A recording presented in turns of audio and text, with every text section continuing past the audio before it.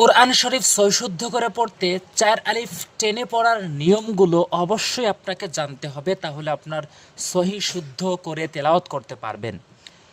কোরআন শরীফ সহি শুদ্ধ করে পড়ার জন্য আমি ৩০টি পর্ব সাজিয়েছি, তারই আজকে ১৭ নম্বর পর্ব, এবং এই ১৭ নম্বর পর্বে গুরুত্বপূর্ণ নিয়ম নিয়ে হাজির হয়েছি। অবশ্যই ভিডিওতে একটি লাইক দেবেন আর সাবস্ক্রাইব করবেন পরবর্তী ভিডিওগুলো পাওয়ার জন্য। দেখুন, এখানে ৪ আলিফ টানের একটি টান রয়েছে, অনেকেই টেনে পড়ে না, এবং এর নিয়মটি কী এবং কতটুকু টানতে হবে অবশ্যই পুরো ভিডিওটি দেখতে থাকুন।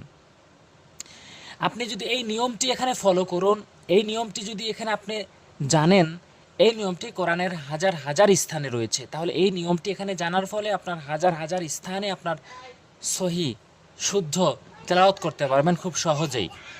দেখুন, এখানে আমি নিয়মটি বলছি, মধ্যে মুত্তাসিলের পরিচয়। এই নিয়মটির নাম হচ্ছে মুত্তাসিল। সহজ করে বলি যে এই মোটা চিহ্নটি যে হবে কার উপরে হবে, এই মোটা চিহ্ন হবে হচ্ছে মদের হরকত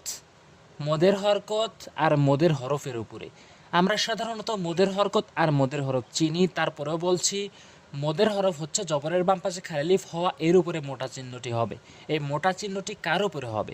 মদের হরফের উপরে। যেমন জবরের বাম পাশে খালিফ মদের হরফ এর উপরে হয়েছে, এবং জেরের বাম পাশে জজমাল ইয়া এটি মদের হরফ এর উপরে হবে, এবং পেশের বাম পাশে জজমালা ওয়া মদের হরফ এর উপরে হবে। মোটা চিহ্নটি মদের হরফের উপরে হবে অথবা মদের হরকতের উপরে হবে।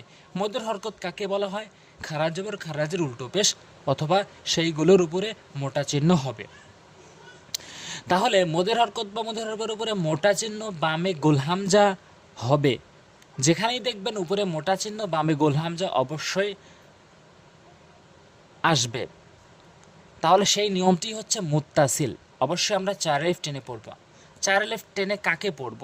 যেই হরফের উপরে মোটা চিহ্ন থাকবে সেই হরফকেই, অথবা এটিও বলা যায় মদের হরকত অথবা মদের হরকতকে।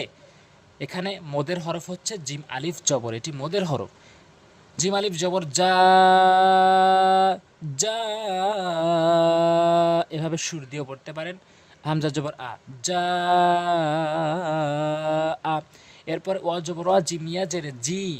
এখানে কিন্তু মদের হরফ জেরের বাম পাশে জজমালে মদের হরফ এডের উপরে হয়েছে, তাহলে উপরে মোটা চিহ্ন বামে দেখুন গোল হামজা আসছে। এটি হচ্ছে মুত্তাসিল, আর ৪ আলিফ করে এখানে টেনে পড়তে হবে। ওয়াজি আ, বাজের বিসিনা অবশ্য সু, এটি মদের হরফ উপরে মোটা চিহ্ন হয়েছে, অবশ্যই যার উপরে হবে সেই হরফকে আপনি ৪ আলিফ করে টেনে পড়বেন। এটি ছিল মদের হরফের উপরে মোটা চিহ্ন, এবং মদের হরকতের উপরেও মোটা চিহ্ন আসবে। যেমন খারা জবর, এই দেখুন মদের হরকত খারা জবর খারাজের উল্টো পেশ, এই যে খারা জবরের উপরে এসেছে, এটি হচ্ছে মধ্যে মুত্তাসিল। ৪ আলিফ করে টেনে পড়বেন এবং বামে দেখবেন গোল হামজা এসেছে।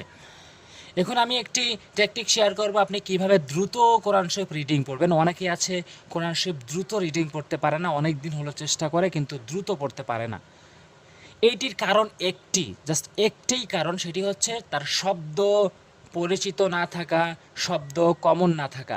আমি যেই টেকনিক শেয়ার করব সেটি হচ্ছে আপনি এই শব্দটি একবার বানান করবেন এবং 5 বার রিডিং পড়বেন, 5 বার বারবার উচ্চারণ করবেন, 5-6 বার উচ্চারণ করবেন, যার ফলে শব্দটি কিন্তু মুখস্থর মতো হয়ে যাবে।